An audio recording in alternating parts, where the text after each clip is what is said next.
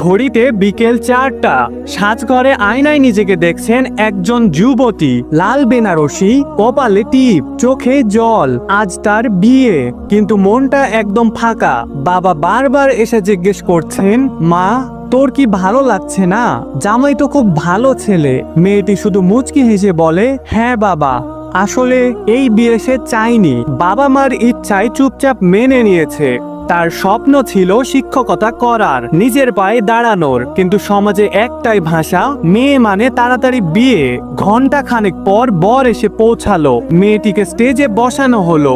সবাই ব্যস্ত ছবি তুলতে, কেউ খেয়াল করলো না মেয়েটির হাসিটা খুব কষ্টের। হঠাৎ মেয়েটি অজ্ঞান হয়ে পড়ে গেল। সবাই ছুটে এলো, হাসপাতালে নেওয়া হলো। ডাক্তার বললেন হার্ট অ্যাটাক হয়েছে, মানসিক চাপে ভেঙে পড়েছে ওর শরীর। আমরা চেষ্টা করেছি, কিন্তু সে আর নেই। পুরো পরিবার স্তব্ধ, কান্না থামছে না বাবার। মা তো বসেই পড়েছেন মাটিতে।